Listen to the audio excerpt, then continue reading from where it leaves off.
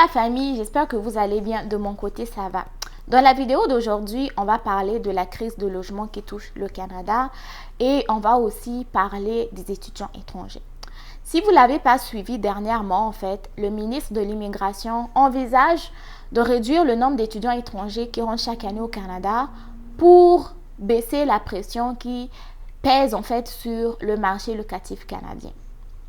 Moi, dans la vidéo d'aujourd'hui, là, je vais essayer de vous expliquer selon moi d'où est partie la crise du logement et on va voir s'il y a un lien avec le nombre d'étudiants étrangers qui rentrent chaque année. Ok, je vous explique. Pour ceux qui sont au Canada avant 2019, vous n'allez pas me contredire, c'est que en 2019, 2018, avant l'arrivée de la COVID-19, les loyers étaient abordables et disponibles. Pour une personne qui restait à Montréal ou à Québec, pouvait avoir un 3,5 facilement aux alentours de 750 voire 800 $. Pour ceux qui sont en région, un 3,5, c'est-à-dire chambre, salon, salle de bain, tu pouvais trouver ça à 650 $ avec l'électricité et quelques meubles y compris. Moi, j'en étais témoin parce que mon premier appartement, quand j'ai commencé l'université, je le payais 650 $ par mois avec l'électricité, le frigidaire et la cuisinière. Ça, c'était avant COVID-19. Quand la COVID-19 est arrivée, vous-même, vous savez ce qu'elle a apporté dans nos vies. Il y a eu confinement, il y a eu des commerces qui ont fermé, il y a eu des entreprises qui ont carrément disparu. Donc, il y a eu même des activités qui ont cessé. Le monde était en stand-by. Nous avons vécu la période de COVID-19. Après, COVID-19 là est parti. On a chassé ça de nos vies. On a essayé de reprendre une vie normale. Or, vous savez que cette période d'incubation là, c'est sûr qu'elle allait laisser des traces, c'est sûr qu'elle allait provoquer des changements. Les changements qui ont été donc entraînés par cette COVID-19 là, il y a notamment l'inflation. Qui dit inflation là, dit augmentation de prix et augmentation de prix de carrément toutes choses au Canada, allant de la nourriture, de l'essence jusqu'au logement. Le logement avant Covid qui était à 800 $ à Montréal, après Covid là est maintenant à 1300 voire 1500. Le logement qui était à 650 $ en région, après COVID-19 est maintenant à 800 voire 900 $. Ok, donc le prix de toute chose a augmenté d'une façon exponentielle après la période Covid.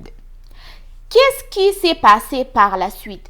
Ce qui s'est passé, c'est que tous les loyers disponibles qui étaient abordables, les gens ont couru après. Donc, s'il reste encore un logement assez acceptable à 650 $, les gens se sont lancés dessus. Ok, donc tous les logements abordables ont été occupés directement. Ce qui fait que quand tu avais maintenant un loyer que tu aimes, que tu te sens bien dedans, le propriétaire pouvait te dire, là, vous savez, le coût de la vie a augmenté, les hypothèques ont augmenté, là maintenant, on va payer tant. Donc, le prix de loyer a tellement augmenté que même les locaux ici, les nationaux, ont de la difficulté à se loger. Donc, cela va faire quoi? Cela va faire que quand un étudiant étranger va venir étudier au Canada, oui, il va se chercher un logement, mais avec un budget. Déjà, les frais de scolarité sont élevés. Donc, quand tu te fais un budget, tu essaies de trouver un logement abordable. Or, logement abordable, là, il n'y en a plus. Et il n'y a même plus de loyer de disponible, de logement de disponible, même s'il n'est plus abordable. Parce que dans les 2 ans là, quand le monde était en stand-by, vous devez savoir que même les constructions aussi étaient en stand-by. Donc, dites-moi un peu combien de logements ont été construits pendant ces 2 ans où le monde était en stand-by. Vous ne me direz pas qu'il y a eu plus de 100 constructions de nouveaux logements. Non. Ok? Donc, les logements disponibles, il n'y en a plus assez parce que ceux qui sont abordables ont été occupés et il n'y a pas eu de nouveaux logements de construits. Donc, c'est normal que les étudiants qui vont arriver vont avoir de la difficulté à se loger. Et donc, c'est pas là que on va mettre la crise du logement sur la tête des étudiants étrangers. Non, non, non, non, non. Non. Moi, je pense que la crise de logement vraiment a été entraînée par la COVID-19 et pendant les 2 ans que le monde était en stand-by. Je ne trouve aucune corrélation avec le nombre d'étudiants étrangers qu'on accepte au Canada chaque année. Déjà que avant même le COVID-19, il y avait déjà les étudiants étrangers avaient déjà de la difficulté à se trouver des loyers par rapport à leur budget, ok? Donc ceux qui étudiaient par exemple à Montréal ou à Québec vivaient dans des colocations ou dans des campus étudiants. Et ceux qui même étaient en région aussi avaient quand même déjà de la difficulté à se trouver les logements parce que oui, les logements les plus abordables étaient déjà aussi occupés par les étudiants locaux. Donc, pour ma part, par rapport au communiqué du ministre, je ne pense pas que le fait de réduire le nombre d'étudiants étrangers qui rentrent chaque année au Canada, c'est ça qui va régler la crise du logement. Non. Pour régler la crise du logement, selon moi, il va falloir vraiment faire des nouvelles constructions. Okay? Parce que présentement, toutes les constructions qui sont disponibles sont déjà occupées. Et s'ils sont à un prix abordable, les gens ne vont pas les libérer. Je suis dans un logement qui me convient, le loyer me convient. Pourquoi est-ce que je vais déménager? Je vais probablement rester là, chercher encore un peu d'argent. Si j'ai assez d'argent, je vais pourquoi pas m'acheter une maison ou me construire une maison. Même les maisons à vendre aussi sont devenues chères. Les hypothèques sont devenues chères, ok? Donc, je ne crois pas, selon moi, que la crise de logement a été causée par les étudiants étrangers.